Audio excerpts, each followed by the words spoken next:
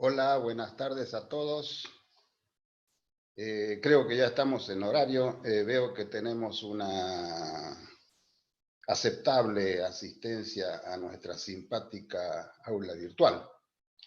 Hoy vamos a continuar entonces con temas de patología ginecológica. Entonces les comparto la pantalla, si se escucha bien. Sí, profe, se escucha. Bueno.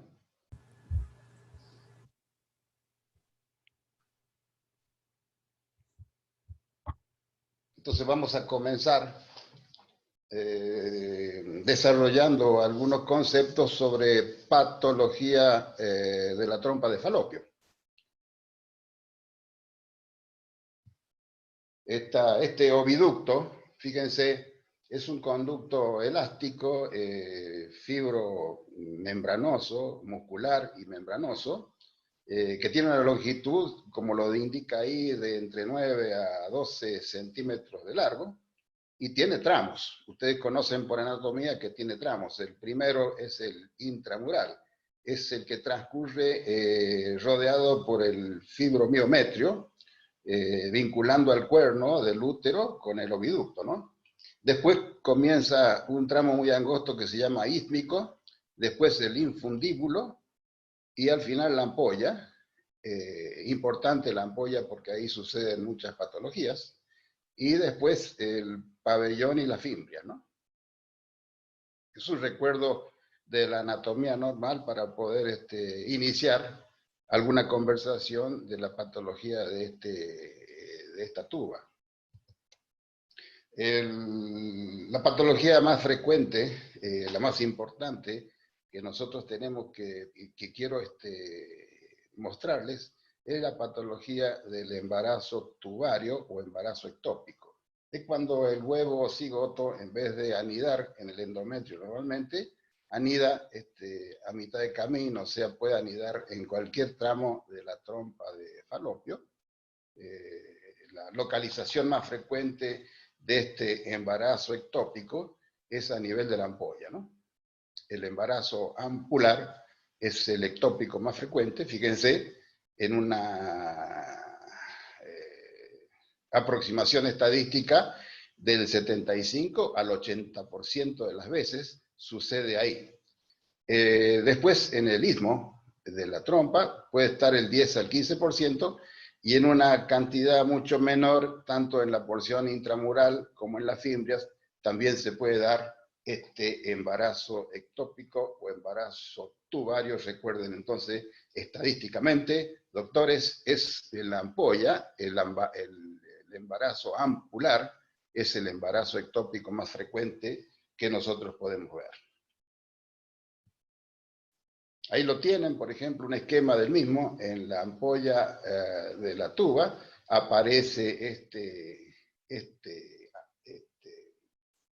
anidamiento patológico del huevo cigota, que termina entonces desarrollando dentro de la luz tubaria un crecimiento patológico ectópico de este embarazo. Evoluciona, sí, puede evolucionar, puede tener una evolución sencilla, y que es, por ejemplo, la involución. A veces involuciona, este embarazo ectópico involuciona espontáneamente, y la paciente ni siquiera se entera de que tuvo o padeció un embarazo ectópico. Eso puede darse. También puede darse que crezca, destruya o debilite la pared de la trompa y genere entonces complicaciones importantes, como puede ser la rotura de la pared tubaria, con el sangrado, el hemoperitoneo, el cuadro de abdomen agudo, que es una complicación importante. La otra complicación puede ser, por ejemplo, la degeneración molar. Puede degenerar en una mola hidatídica, más rara vez en un corioncarcinoma, por ejemplo. Pero lo habitual es que haga una mola hidatídica, donde nosotros vamos a detectarlo por aumento de la gonadotrofina coriónica humana muy elevada, ¿no? Entonces tengan presente cuáles serían entonces las complicaciones de este embarazo ectópico o tubario. Otra patología que puede aparecer es la endometriosis. Ustedes saben que la endometriosis es la presencia aberrante, localización aberrante de fragmentos o islotes de endometrio, que pueden ser glándulas endometriales acompañadas incluso por estroma de endometrio. Puede estar en la trompa de falopio, generando focos, o puede estar, ya saben ustedes, ubicada en la vulva, en la vagina, o incluso en la pared del fibromiometrio, cuando le llaman endometriosis interna. En este caso sería un ejemplo de endometriosis externa, ¿no? También puede estar asentando la endometriosis, ya vamos a ver enseguida, en el parénquima gonadal y genera entonces una endometriosis ovárica. Pero recuerden entonces que la endometriosis son focos ectópicos que se desarrollan a nivel de cualquiera de estos órganos genitales, incluso hasta en la piel del abdomen pueden aparecer, y que están sembrando estos focos de estructuras glandulares y fragmentos de estroma de endometrio que son clínicamente ciclan con el ciclo ovular. O sea, cada vez que hay una ovulación, aumenta y se cistifican y generan entonces una sangre coagulada dentro de la luz de estos quistes y que son muy dolorosos y que traen trastornos de los ciclos menstruales. Entonces no olviden entonces que la endometriosis tubaria es una cuestión a tener en cuenta porque genera sintomatología que nos trae problemas de diagnóstico diferencial con otras nosopatías.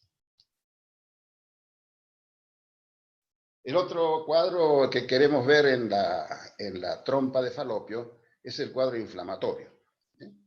Esas salpingitis, que pueden ser agudas, que pueden ser crónicas, que pueden ser inespecíficas, como pueden ser también específicas. Por ejemplo, la inespecífica, la más frecuente de la causa etiopatogénica es la Neisseria gonorrea, que puede sembrarse allí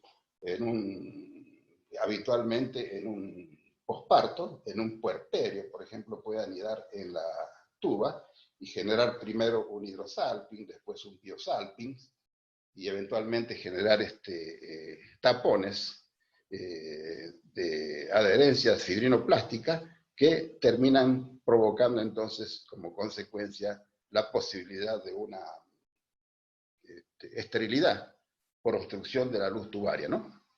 Como una secuela al cuadro inflamatorio crónico, fibrinoplástico, adhesivo y con proliferación cicatrizal posterior, ¿no?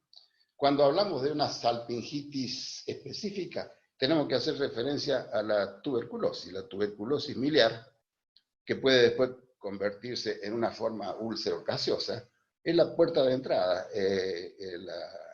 La trompa de falopio es la puerta de entrada por vía hematógena de la tuberculosis genital femenina, ¿no? Siempre se desarrolla primero allí y después se puede extender al resto del aparato genital, sobre todo al ovario, ¿no es cierto?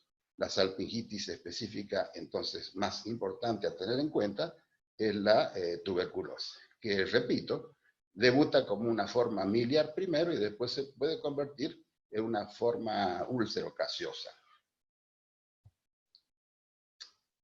Otro hallazgo interesante que no tiene trascendencia clínica, que no tiene trascendencia médica por su tamaño y porque es inocuo, es la Hydatidea morgani. La Hydatidea morgani es unos restos del conducto de Wolff, que son pequeñas formaciones quísticas, a veces puede ser una, a veces puede ser un pequeño racimo, que cuelgan o se vinculan a las fimbrias de la trompa de falopio. Pero como repito, son solamente hallazgos de la cirugía, no trasuntan ni tienen habitualmente no tienen ningún compromiso clínico ni patológico.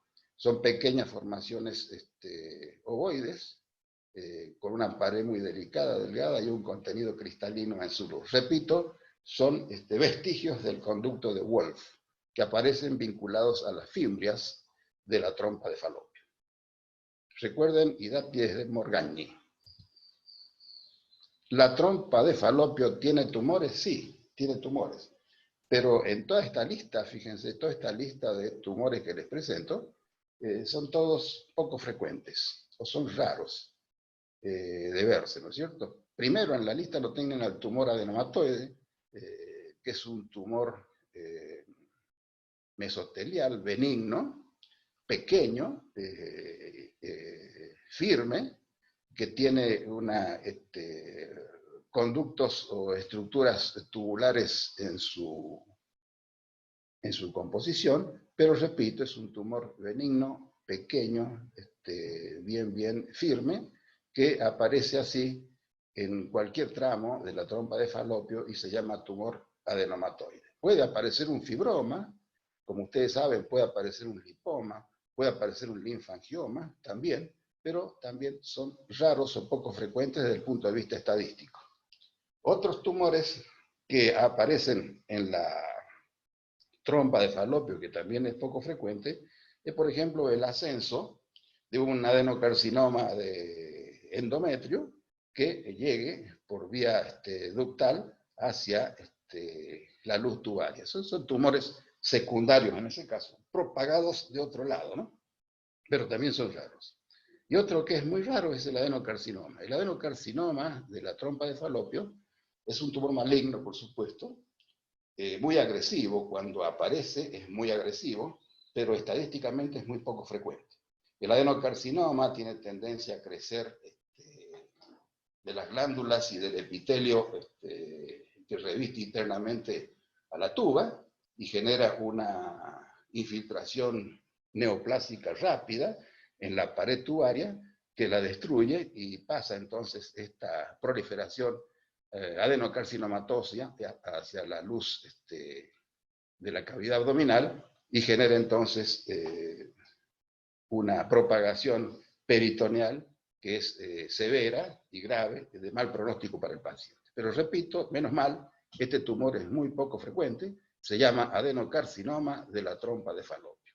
Y es el tumor maligno primitivo que podemos mencionar en esta lista.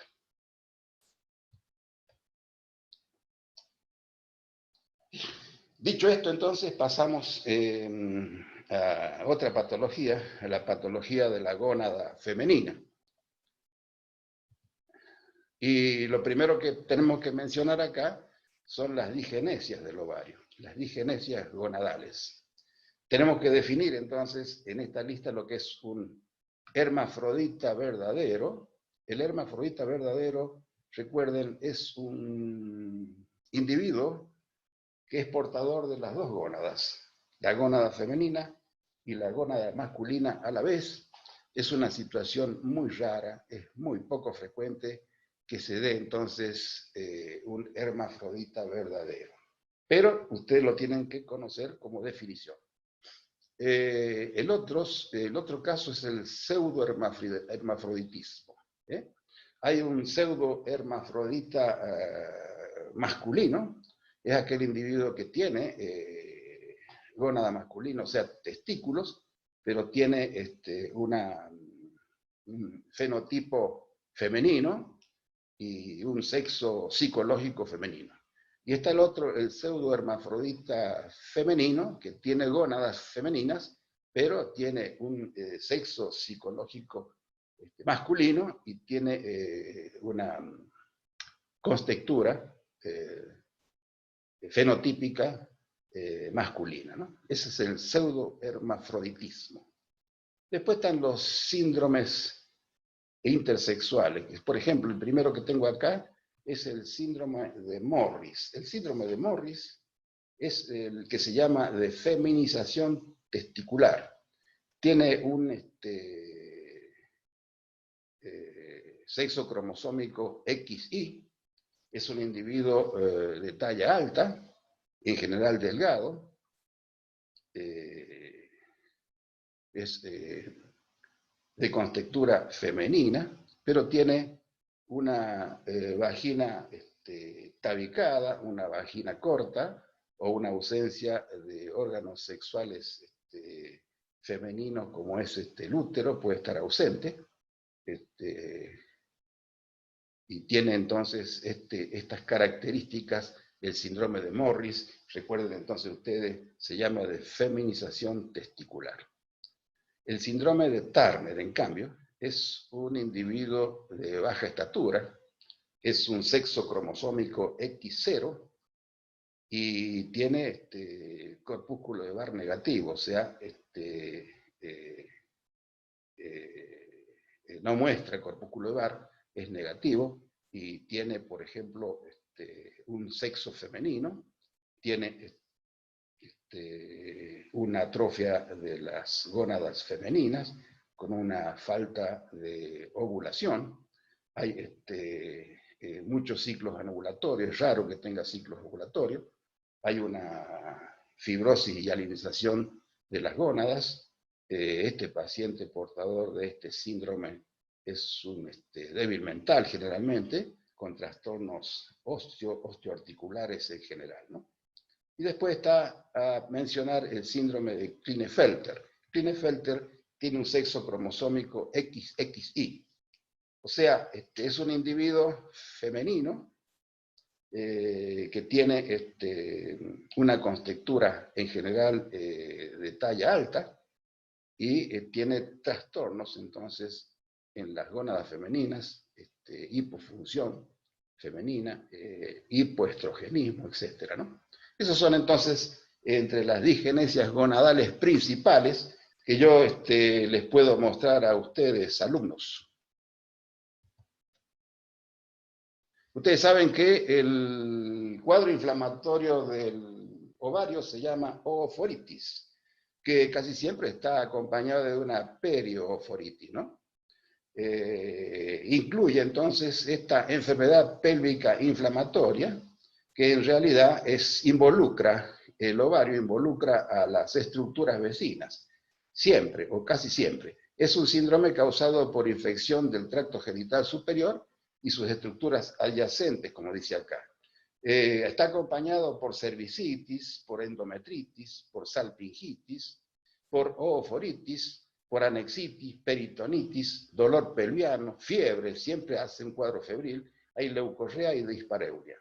Y siempre, casi siempre, viene acompañado por este absceso tubo ovárico, que es el involucro del cuadro inflamatorio del ovario con la trompa de Falopio. El ovario a veces alcanza un diámetro de hasta 10 o 15 centímetros, y en la parte central de la gónada aparece un reblandecimiento con necrosis y aparece entonces un absceso, supuración y material purulento dentro de la luz del ovario. ¿Se imaginan ustedes que este cuadro es difícil de tratar con antibiótico terapia? Muchas veces genera este cuadro de enfermedad pélvica inflamatoria, genera, cuando es complicado, cuando es severo, genera problemas de trastorno de diagnóstico diferencial con otras patologías. Habitualmente, el que está implicado acá puede ser la Neisseria gonorrea, puede ser la Chlamydia trichomatis, micoplasmas, Trichomona vaginalis, Gardnerella, Haemophilus ducreyi, Escherichia coli, etc., ¿no es cierto? Pueden ser varios los gérmenes que estén implicados en este cuadro de enfermedad pélvica inflamatoria. No lo olviden, enfermedad pélvica inflamatoria. Y por supuesto este cuadro plantea diagnósticos diferenciales con otras patologías importantes. En cuadros de abdomen agudo, por ejemplo, es importante tener presente un embarazo ectópico, por ejemplo. Un embarazo ectópico puede simular toda la sintomatología que simula esta enfermedad pélvica inflamatoria. Una ruptura de un quiste, ya sea luteínico o de un quiste folicular, puede generar el mismo cuadro. Una endometriosis, una neoplasia o un cáncer ginecológico puede generar entonces la misma sintomatología o parecida sintomatología que nos plantea un serio problema de diagnóstico diferencial. Una diverticulitis, qué sé yo, una apendicitis también, o una infección urinaria, inclusive una infección urinaria. Fíjense ustedes todas las enfermedades que pueden estar involucradas y que nos plantean un serio problema de diagnóstico diferencial con esta enfermedad pélvica inflamatoria que ustedes no tienen que olvidar, alumnos.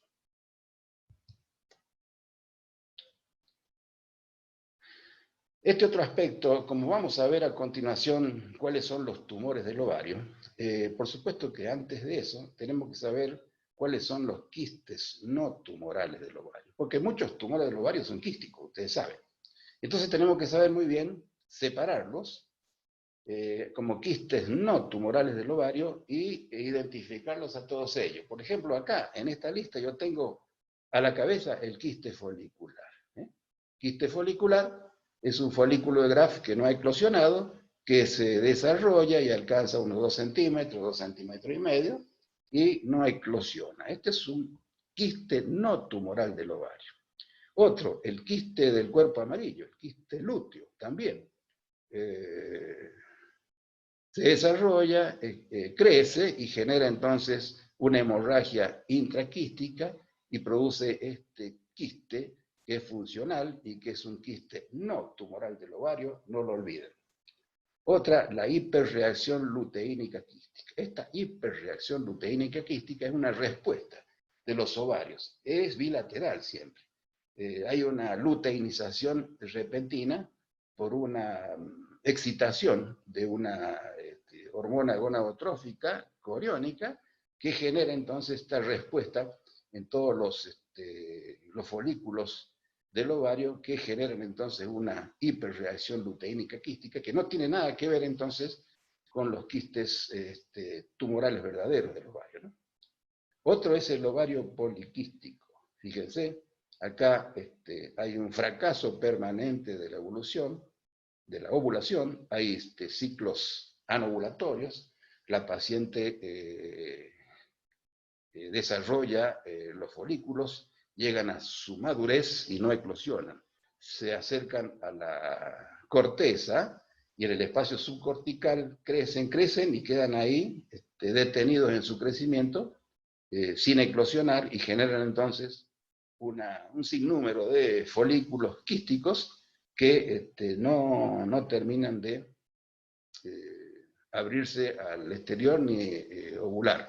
Esta poliquistosis ovárica a lo largo de 3, 4 años genera entonces la posibilidad de un síndrome que se llama síndrome Stein-Leventhal. Es una mujer que excedida de peso generalmente con hirsutismo, una mujer estéril, con ciclos anovulatorios, que tiene todas esas características que se llama síndrome de Stein-Leventhal. Y después está el otro, el quiste endometrial. La endometriosis en el ovario genera este quiste achocolatado que vamos a ver luego, a continuación. El primero, el quiste folicular, fíjense, es una minúscula formación que crece y no eclosiona. Es una minúscula formación que termina generando un tamaño aproximado de 2 centímetros a 2 centímetros y medio que puede producir sintomatología, a veces ni siquiera la produce. Se llama quiste folicular. Son los folículos de Graf que no han eclosionado y que tienen en su luz un líquido cristalino a tensión dentro del mismo. Acuérdense, este quiste folicular no es un quiste no tumoral del ovario. Entonces. Acá tienen el quiste lúteo, fíjense. El quiste lúteo es un tejido de color bien amarillo, que en su centro empieza a producir la colección hemorrágica, por eso en la superficie se lo ve a veces con un color grisáceo, rojizo o grisáceo azulado, como el que están viendo acá en la imagen. Se llama quiste lúteo, es también un quiste no tumoral del ovario. Y esta es la hiperreacción luteínica. Como dije recién, este ovario ha aumentado de tamaño porque todos los folículos en evolución se han luteinizado repentinamente porque hay un exceso de gonadotrofina coriónica humana que le produce la reacción. Es bilateral. Esta reacción puede estar provocada por una causa iatrogénica, por ejemplo. Si nosotros administramos en una terapia hormonal iatrogénicamente, la sustancia genera una reacción lógica de hiperreacción entonces luteínica en ambos ovarios. O puede ser un cuadro que genere la hormona, como puede ser un tumor, como es la mola hidatídica o como es el coriocarcinoma, que lo explica entonces. Entonces recuerden la hiperreacción luteínica bilateral de los ovarios, forma grandes quistes, grandes masas, que no son tumorales y que son simplemente una respuesta a la hormona que los está excitando. Y acá tienen la poliquistosis ovárica. Fíjense la gran cantidad de elementos foliculares quísticos que se agolpan sobre el espacio subcortical. El espacio subcortical es grueso, es fibroso y fibroescleroso. Muchas veces la solución suele ser quirúrgica, haciendo una cuña quirúrgica en la superficie cortical de los ovarios. Por ahí empieza entonces a producirse las ovulaciones y se normalizan los ciclos de esta mujer. Recuerden que esta mujer, a lo largo de 2, 3 o 4 años, llega a instalar entonces el síndrome de Stein-Leventhal. Stein-Leventhal, que es una mujer excedida de peso, con hirsutismo, estéril, que no tiene ciclos ovulatorios, etcétera, ¿no?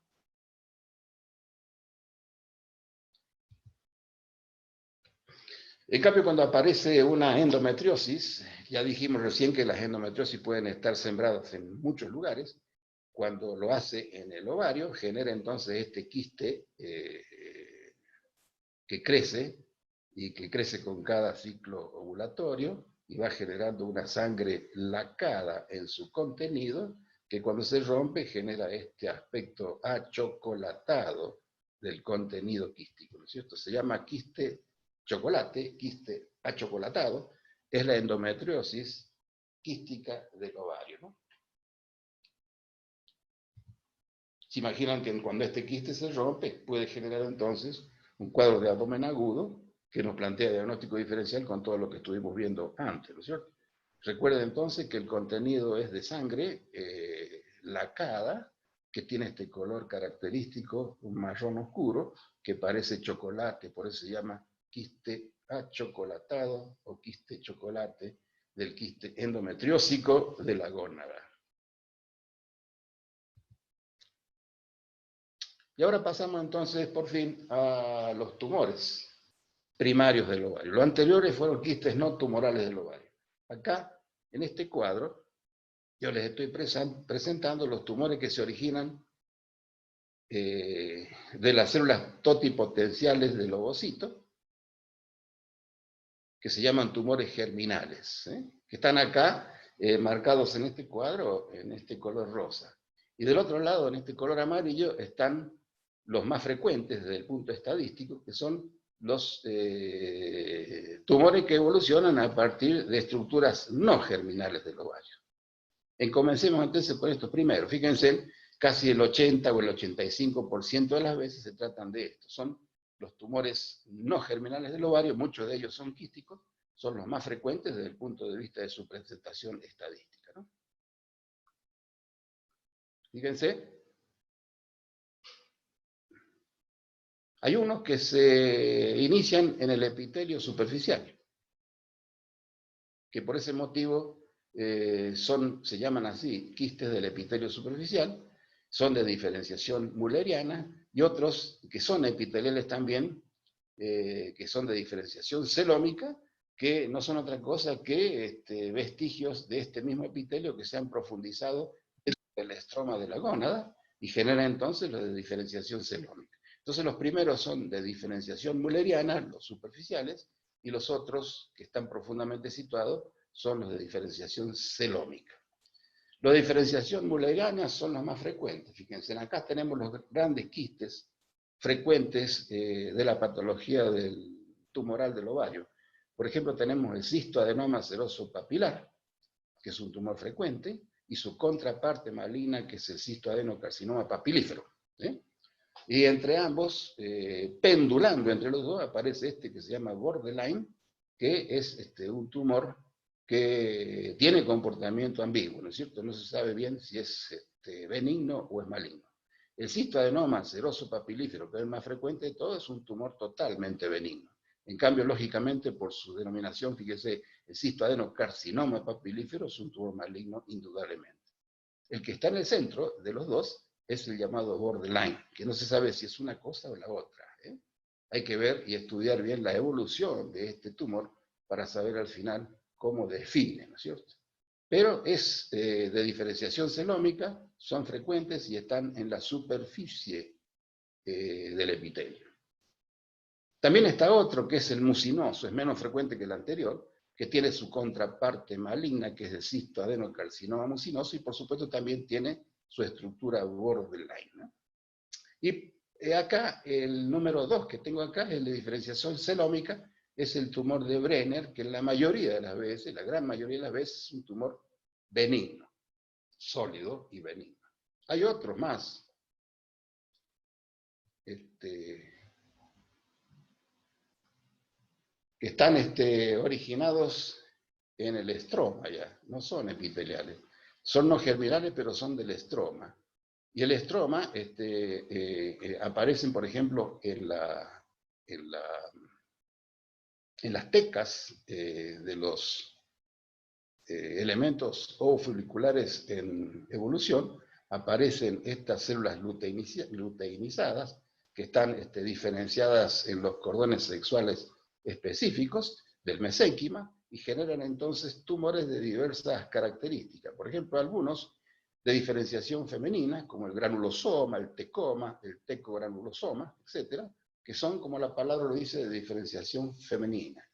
Son en general funcionantes. Y la mayoría de ellos son benignos, ¿no? Hay algunos pocos de estas variantes tumorales que pueden ser malignas, pero son raras. La mayoría de las veces se presentan como tumores funcionantes, que son productores de humores y de hormonas, y generan entonces trastornos funcionales y fisiológicos en la paciente, por ese motivo.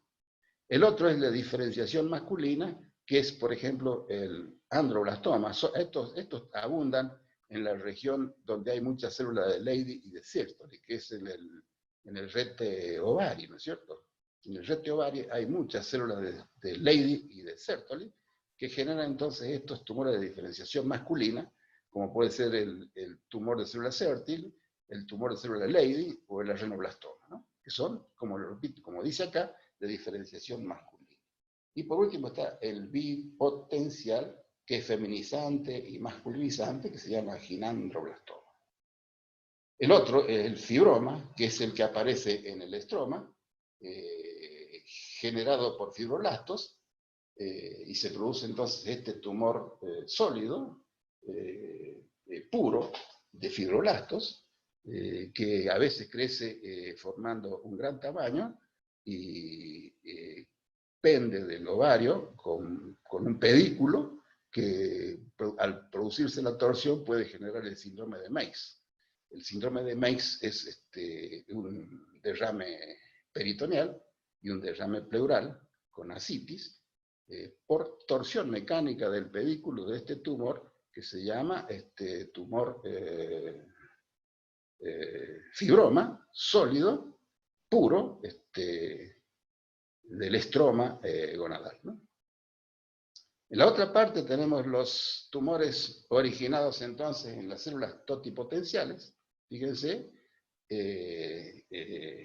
del folículo, donde aparece, por ejemplo, el digerminoma, los tumores indiferenciados, que es el digerminoma, los extraembrionarios, como es el tumor del seno endodérmico, el tumor de Telium, el corioncarcinoma, o los embrionarios, que son el teratoma adulto. Fíjense acá, el teratoma adulto es el más frecuente de todo, es un tumor benigno. El más frecuente que ustedes pueden encontrar es el llamado quiste dermoide, porque es un tumor teratomatoso, porque reproduce las 3 capas del embrión. Este tumor, cuando es dermoide, porque predomina los anexos de la piel en él, aparecen pelos, aparecen elementos sebáceos, aparecen anexos de la piel como son las uñas, o qué sé yo, los gérmenes dentarios, inclusive piezas dentarias desarrolladas. Se llama entonces quiste dermoide. Cuando predomina en este quiste teratoma-toso adulto, quiere decir que está constituido por tejidos maduros, o sea que son tumores benignos, ¿no? Sin ninguna duda son benignos. Cuando predomina en este teratoma adulto estructuras, por ejemplo, tisulares del tiroides, se llama estruma tiroideo a este teratoma. O cuando predominan estructuras de epitelio digestivo, se llama teratoma enteroide en ese caso, ¿no? Pero son, repito, tumores benignos, son frecuentes, sobre todo el quiste dermoide. Seguramente ustedes en la sala de cirugía ginecológica lo van a encontrar. ¿Por qué? Porque es frecuente. En cambio ya, cuando los elementos que lo componen son inmaduros, generan entonces los llamados teratoblastomas y los teratocarcinomas, que indudablemente son malignos. Y por último está el gonadoblastoma, que es un tumor mixto, ¿no? Entonces no olviden este cuadro general de los tumores primarios del ovario, divididos en los germinales y los no germinales. Recuerden el valor estadístico de presentación de cada uno de estos grupos. Cuando hablamos de los epiteliales no germinales de la superficie del ovario, estamos diciendo que el tumor puede ser seroso, mucoso, endometroide o tumor de Brenner, como dijimos recién.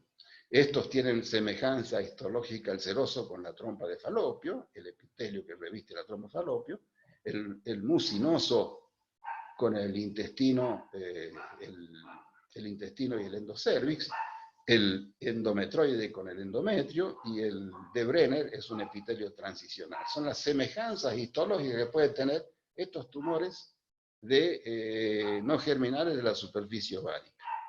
Fíjense, ¿son benignos, son borderline o son malignos, como dijimos recién? El cistoadenoma seroso es benigno y el cistoadenocarcinoma seroso es maligno. Y entre medio de los dos está este tumor borderline, que es el tumor seroso puro, que pendula entre los dos, entre la malignidad y la benignidad, por eso tiene un comportamiento ambiguo. Fíjense el tumor de Brenner, por ejemplo, que es un tumor, en general, la mayoría de las veces es un tumor benigno. Pocas veces puede ser un tumor de Brenner maligno o indiferenciado, como lo estamos mencionando acá. La mayoría de veces el tumor de Brenner es un tumor benigno y es de células no germinales de la superficie del ovario. Se origina en los islotes celulares de Warthal, acuérdense. Ustedes los han visto a estos islotes celulares en histología. Son células de Warthal. Ahí se originan estos tumores de Brenner de diferenciación celómica. El cistoadenoma seroso, este es el tumor benigno más frecuente, quístico, del ovario. Se llama entonces, repito, cistoadenoma seroso del ovario. Tiene generalmente cavidad única, tiene un contenido de líquido espeso, seroso, cetrino, y el epitelio del revestimiento interno, de la vertiente interna del quiste, es un epitelio que a veces muestra algunas papilas y vegetaciones que están cubiertas por un epitelio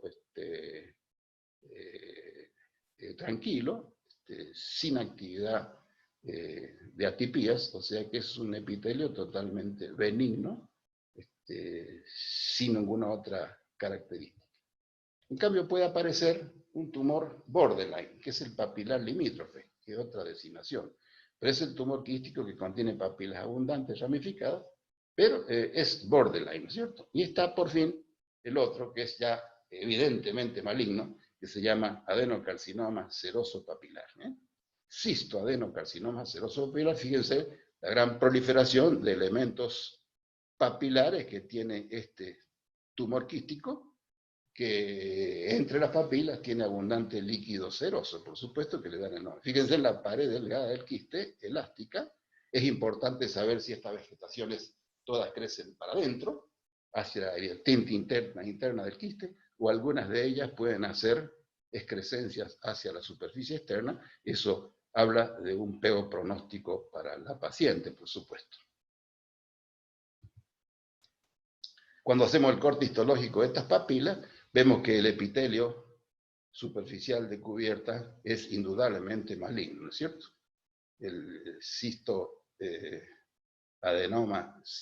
cistoadenocarcinoma seroso papilar de ovario, evidentemente maligno, como lo muestra la imagen histopatológica.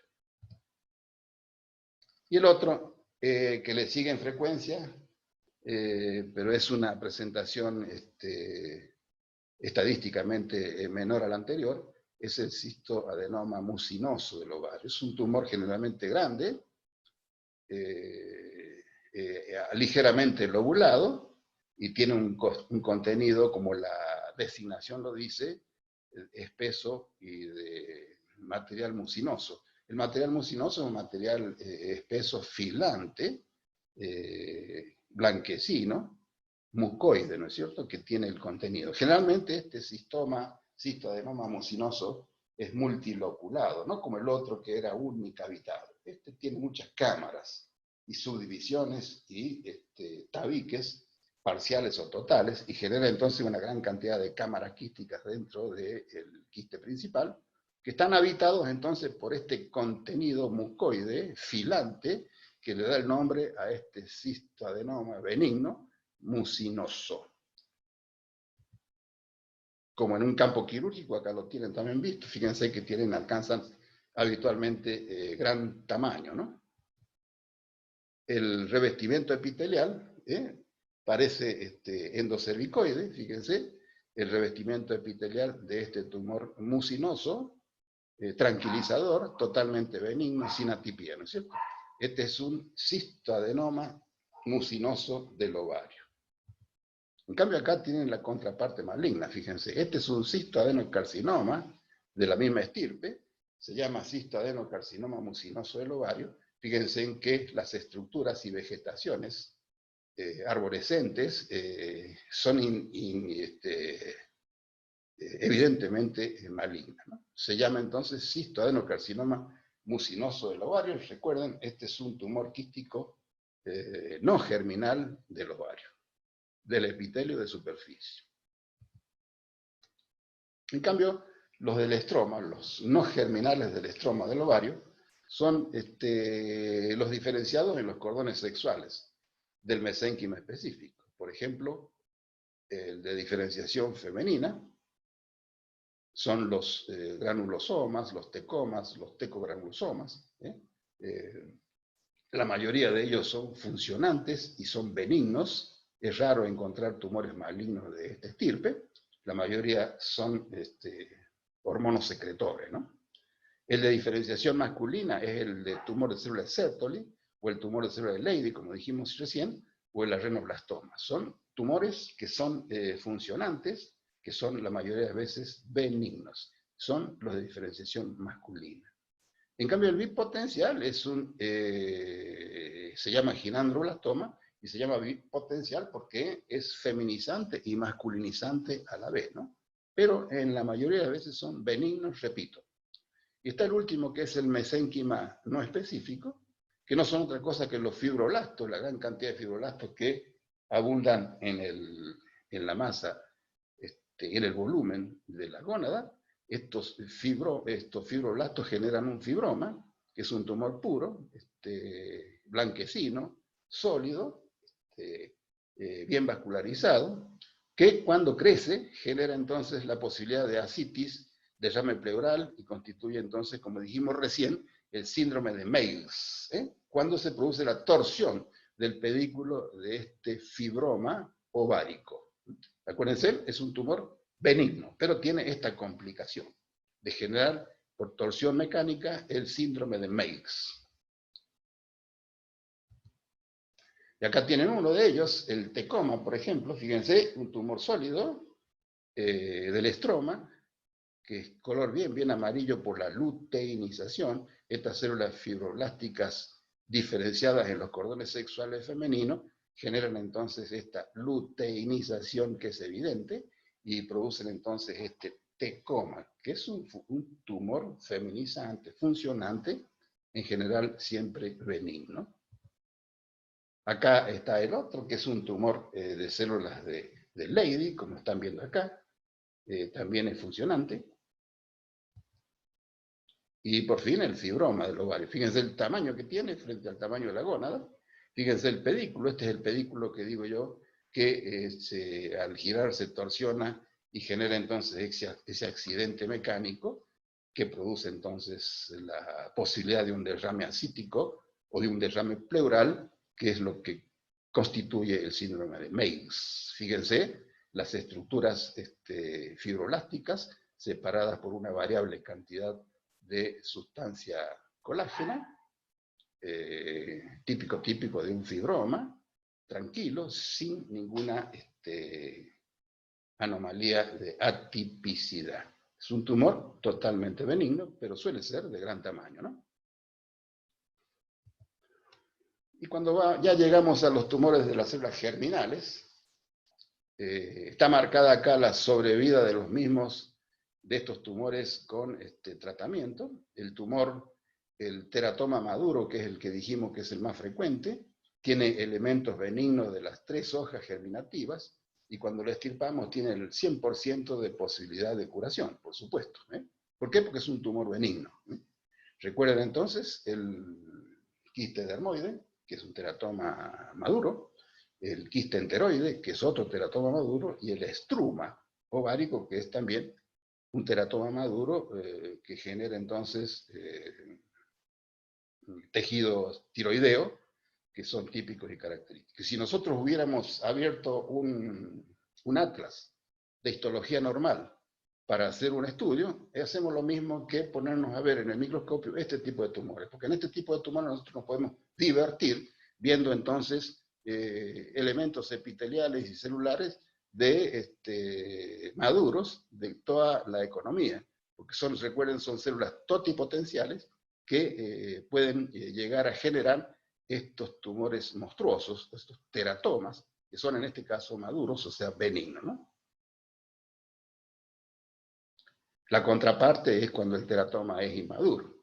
El teratocarcinoma son malignos porque, especialmente en el neuroepitelio, menos del 20% tienen una sobrevida a los 5 años. Es un tumor agresivo que hace metástasis y que se propaga a distancia, ¿no?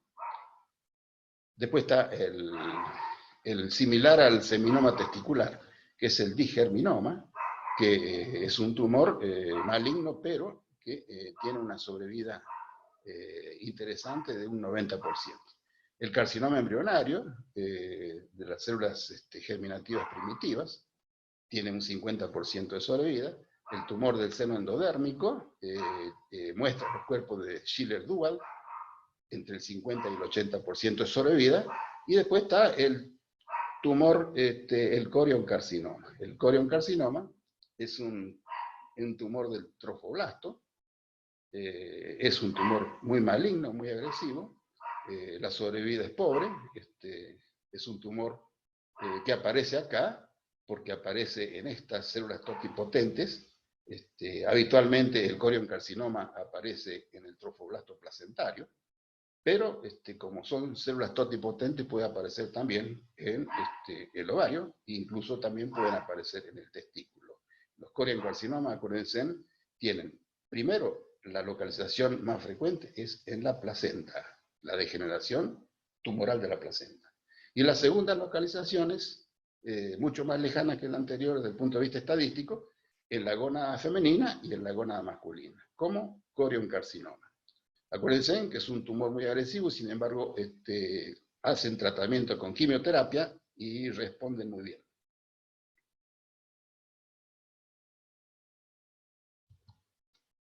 Acá tenemos las primeras imágenes, el digerminoma, que es un tumor maligno parecido al seminoma testicular, tiene lobulaciones, tiene áreas de necrosis, tiene focos de hemorragia, etcétera, ¿no es cierto? El digerminoma.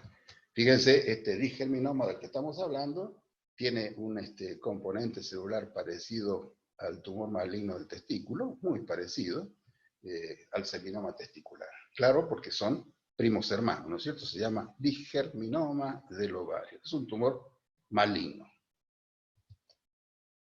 Y acá les presento al teratoma. Este teratoma es un tumor benigno porque es un tumor maduro que reproduce estructuras de la piel, de los anexos de la piel. Fíjense el material sebáceo y los pelos de este tumor, que es un tumor teratomatoso, pero maduro, o sea, benigno.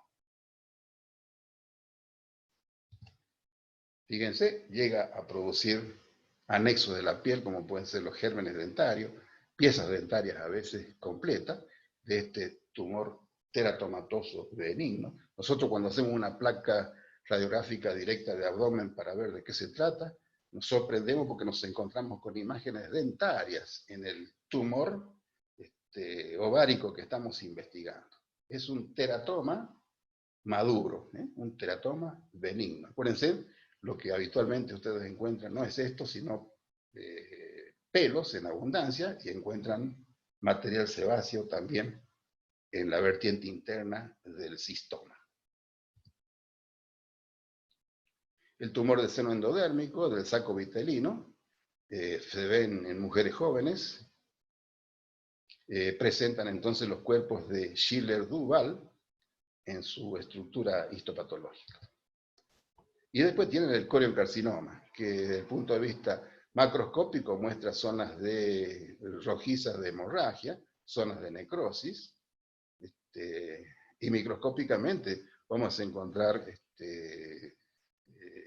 una proliferación del sinciciotrofoblasto y del citotrofoblasto, con muchas atipías, con muchas formaciones celulares pleomórficas totalmente atípicas, ¿no?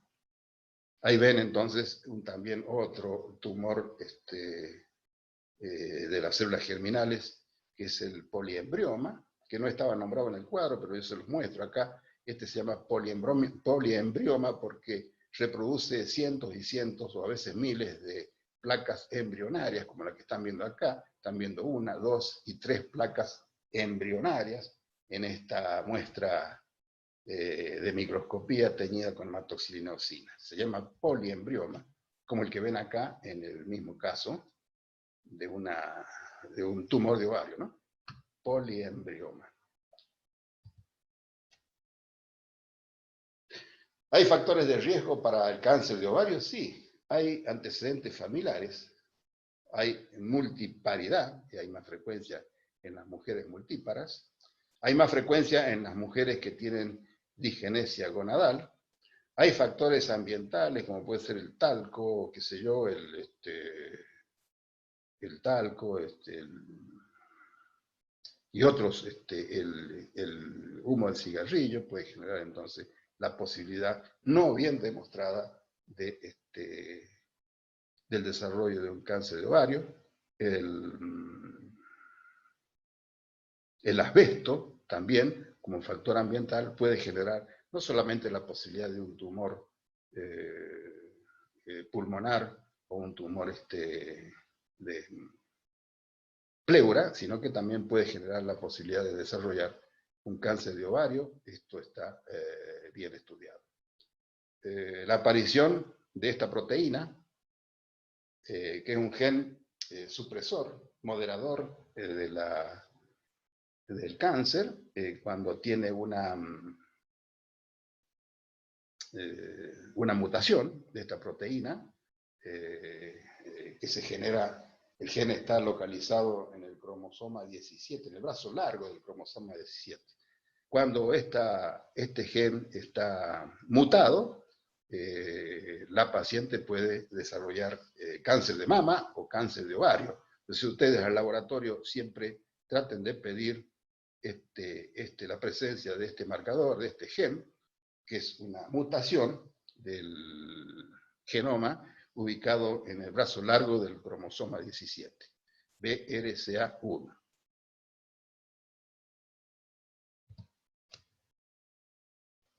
La clínica, lamentablemente la clínica del cáncer de ovario, es de evolución lenta y solapada, es una evolución silenciosa.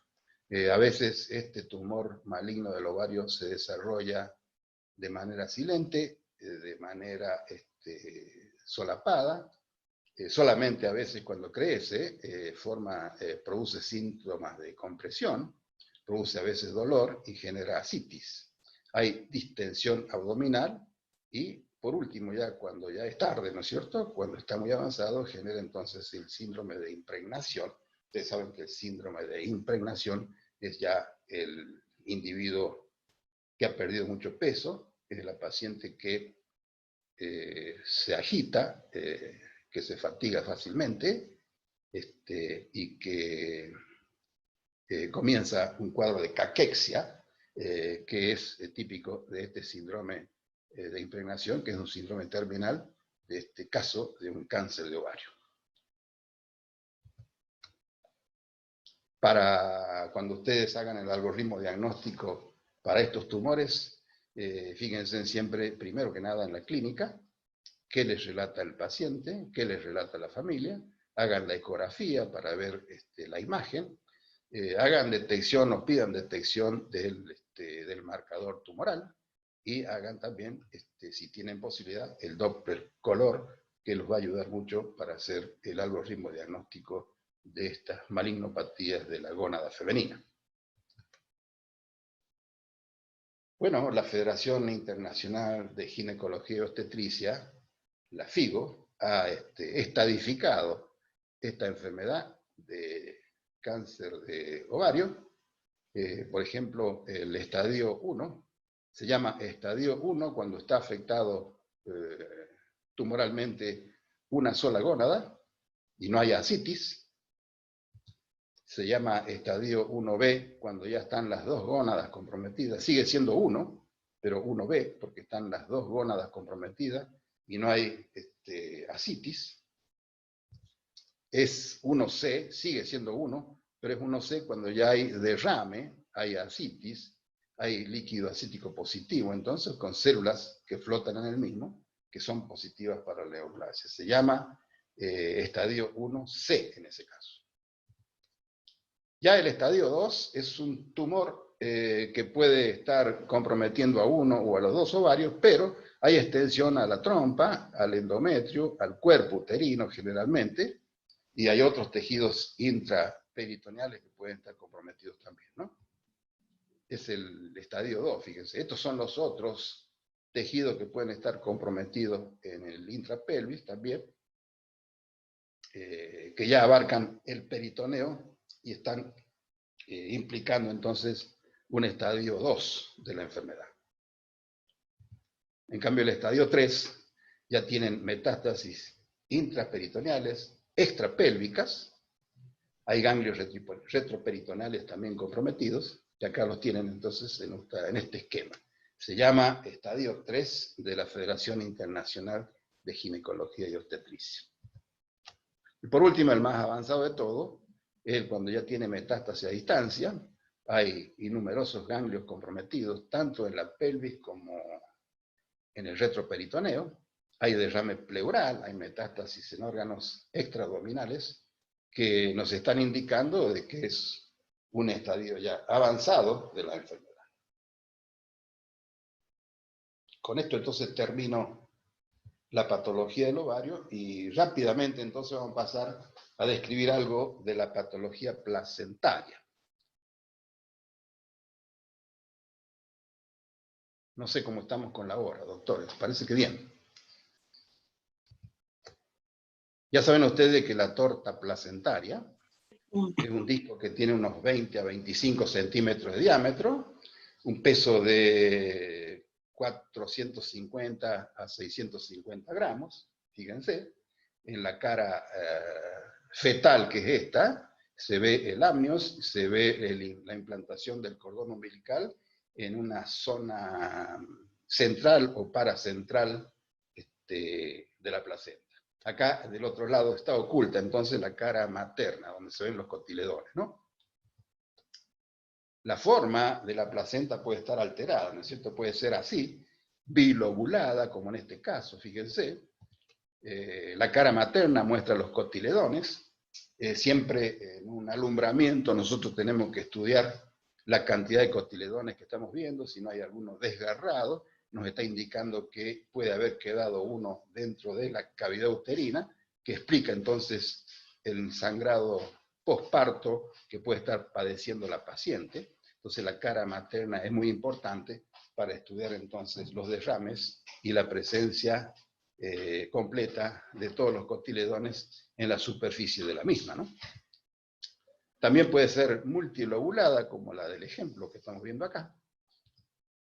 Puede ser circunvalada, fíjense, la placenta está rodeada, está profundamente inserta, tiene una inserción normal, pero está rodeada por un anillo estrecho de las membranas anexiales. Eso impide entonces muchas veces el desprendimiento normal de la misma, ¿no? Se llama placenta circunvalada. Y esta otra es la llamada inserción velamentosa, otra inserción anómala. El cordón umbilical, en vez de insertarse en el platillo mamario, se inserta lejos de él en las membranas anexiales, y los elementos vasculares viajan hasta llegar a la placenta. Se llama inserción velamentosa. Lo mismo puede haber algunos cotiledones satélites que no pertenecen al mismo disco placentario, que están flotando sobre el velamen y están vinculados por los elementos vasculares a distancia con el disco principal. Entonces serían entonces cotiledones velamentosos, al igual que inserción del cordón umbilical velamentosa. Hay también trastornos de la placentación. Una placenta se inserta de manera normal, fíjense, teniendo entonces interpuesta entre ella y el miometrio un disco de decidua. Contacta con el disco decidual y no contacta con el miometrio directamente. En cambio, cuando no está presente este disco decidual y la placenta se inserta firmemente sobre el miometrio, se llama placenta acreta o acretismo placentario. Cuando esta penetración de las vellosidades coriales es más profunda en el espesor mural del fibromiometrio, se llama incretismo placentario o placenta increta.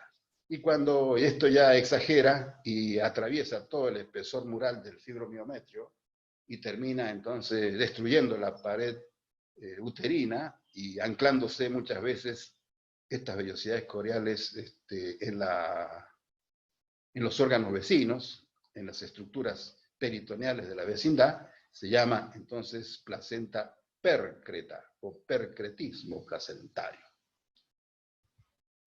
Acá en este esquema lo tienen mejor demostrado. Fíjense, la placenta normal tiene este disco decidual interpuesto entre el fibromiometrio y la placenta.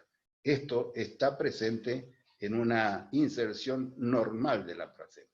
En cambio, cuando la placenta se inserta directamente sobre el fibromiometrio, se llama acreta, como dijimos. Cuando lo penetra parcialmente se llama increta, y cuando lo penetra totalmente y lo desborda se llama placenta percreta. Esto está claro, entonces, alumnos. Seguimos. El embarazo tóxico, otro gran tema, la toxemia del embarazo.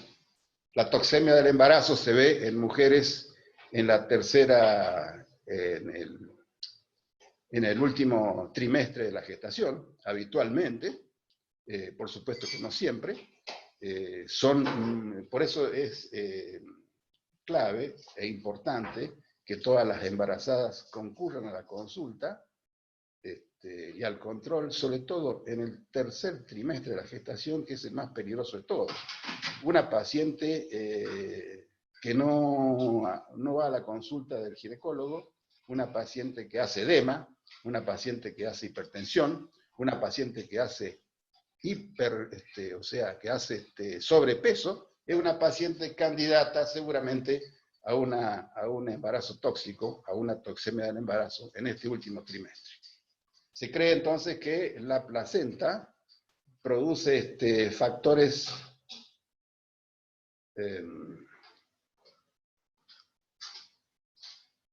que son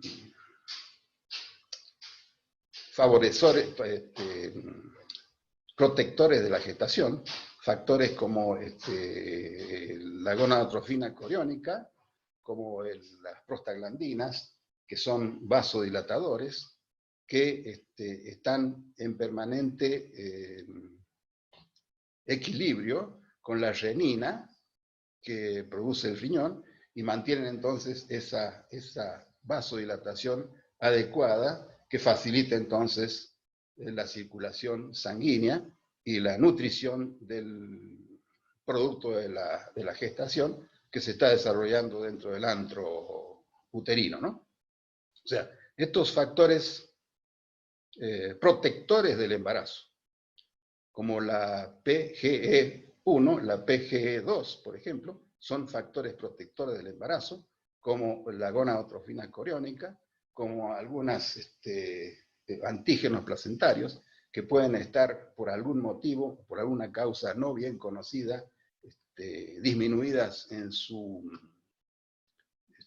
concentración, hacen que la renina produzca una vasoconstricción. Entonces se rompa el equilibrio y se produce una vasoconstricción y esto generaría el cuadro inicial, la vasoconstricción, la falta o el error de circulación dentro de la placenta y el flujo materno-fetal alterado, genera entonces, esta placenta empieza a generar sustancias similares a la tromboplastina, se produce el cuadro hipertensivo, se producen trastornos digestivos, se produce proteinuria, hay edema, hay coagulación intravascular diseminada, y ese conjunto de síntomas generan entonces este signo, y conjunto de síntomas y signos genera este cuadro que se llama cuadro de preeclampsia.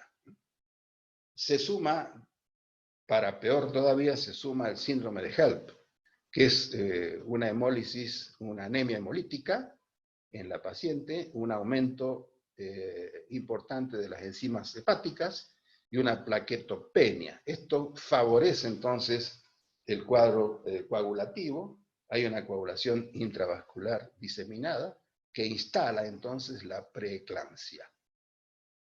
Si a todo esto se le agrega los síndromes, los signos neurológicos como son las convulsiones, desarrolla entonces la eclampsia, que ya es un cuadro grave. La paciente puede perder la vida por la coagulación intravascular diseminada y por la eclampsia, ¿no es cierto?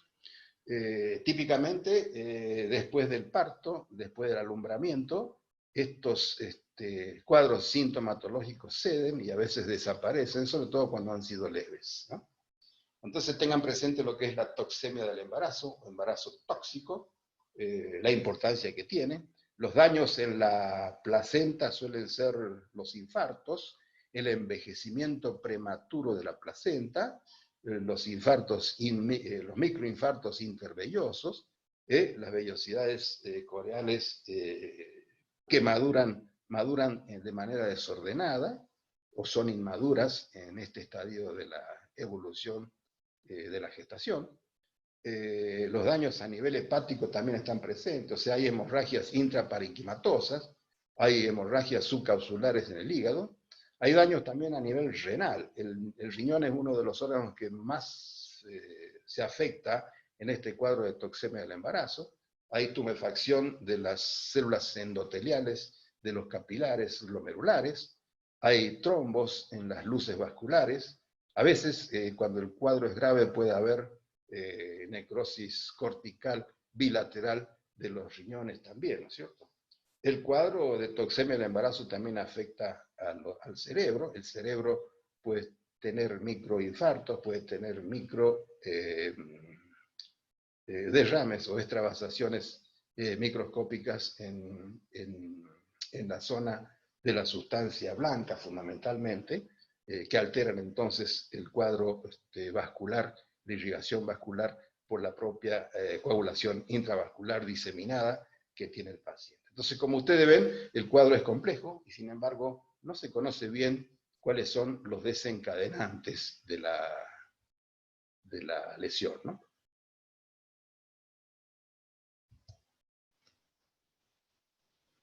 Cuando hablamos de placenta, tenemos que tener presente que el trofoblasto placentario puede estar afectado por una proliferación anormal del mismo. Esta proliferación anormal del trofoblasto placentario muestra tipos histológicos como son la mola hidatiforme, la mola invasora o corioadenoma destruens y el corioncarcinoma, que es el tumor maligno, ¿no?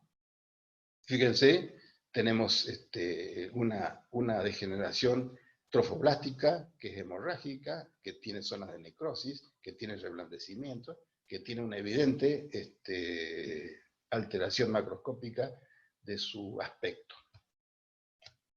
El primero que dijimos acá es la mola hidatiforme, la degeneración hidrópica de las vellosidades coriales, ¿no es cierto? Las vellosidades coriales se dilatan, hay una actividad del cito y del sincicio trofoblasto, hay un aumento de la secreción de gonadotrofinas coriónicas humanas, en esta mola que cuando no tiene desarrollo embrionario se llama mola completa, y cuando tiene desarrollo de embrión se llama mola parcial, ¿no? Acompañada por un embrión. Fíjense el aspecto que tiene después del alumbramiento o del degrado, aparecen estas vellosidades coriales hidrópicas, como racimos de uvas, unidos por tractos blanquecinos de elementos fibroconectivos. Es verdaderamente notorio y evidente el trastorno que podemos hacer para hacer el diagnóstico macroscópico de una mola hidatiforme, ¿no es cierto? Estas molas hidatiformes habitualmente terminan con un aborto, cuando no son embrionadas fundamentalmente, o pueden asentar en embarazos ectópicos también, en otras localizaciones, no solamente dentro de la cavidad uterina. Esta mola hidatiforme puede estar asentando dentro de la luz tubaria también, ¿no? Como dijimos antes, ¿no? Esta es otra mola, fíjense, esta es una mola parcial, porque tiene desarrollo embrionario, por supuesto, de una interrupción del embarazo, de un aborto, ¿no?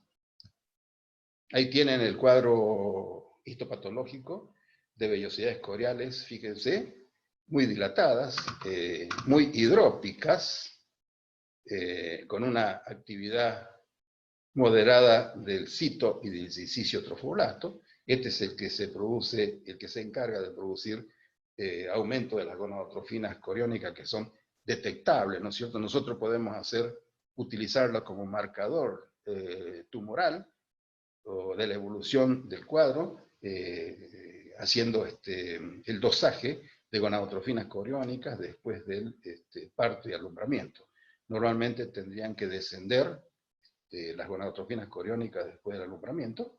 Cuando no descienden, quiere decir que han quedado vellosidades coriales adheridas a la cavidad uterina y que están generando la posibilidad entonces de una progresión de la enfermedad. Ahí tienen el mismo cuadro de recién, con dilataciones de las vellosidades coriales, con una degeneración hidrópica de las mismas, que es muy marcada, y siempre hay una leve o moderada actividad del cito y del sincicio trofoblasto, que es evidente en este cuadro histopatológico que les estoy mostrando. En cambio, el corioncarcinoma, en cambio, ya es una enfermedad maligna muy agresiva. Fíjense que aparece la placenta con nódulos oscuros zonas de necrosis y frecuentemente áreas hemorrágicas que nos están hablando de este tumor trofoblástico coriocarcinomatoso, muy agresivo, de la placenta. Acá lo mismo, fíjense cómo se ve en la imagen ecográfica, cómo se ve en la imagen microscópica y cómo se ve en la imagen macroscópica, los nódulos oscuros y la hemorragia, la necrosis, que son características de esta placenta afectada por el coriocarcinoma. En un coriocarcinoma no hay desarrollo de vellosidades coriales, lo que sí hay gran cantidad de elementos celulares malignos del trofoblasto comprometido por la neoplasia. Creo que con este cuadro microscópico me despido de ustedes, doctores. Acá están viendo un corioncarcinoma, fíjense lo que dije recién, hay mitosis atípicas, hay células muy pleomórficas, hay una distorsión evidente de la maduración celular, son todas células malignas que nos están mostrando que esta enfermedad del trofoblasto es muy agresiva, sin embargo se cura con quimioterapia, siempre hay que vigilar al paciente haciendo curvas de gonadotrofina, que nos sirven como marcador tumoral y nos sirven para control de la evolución de la enfermedad. Pero recuerden, dejada a su evolución natural, es una enfermedad muy agresiva que hace metástasis por vía linfática y por vía hemática a distintas partes del organismo. La posibilidad de que haga metástasis al cerebro, metástasis a los huesos, al pulmón y al hígado son bastante frecuentes. Doctores, entonces me despido de ustedes. Traten de cuidarse, doctores. Espero que me hayan comprendido. Y no se olviden de utilizar siempre esto, doctores. Cuídense. Chao, profe. Gracias. Gracias, profe. Chao. Muchas gracias. Chao. Chao, profe.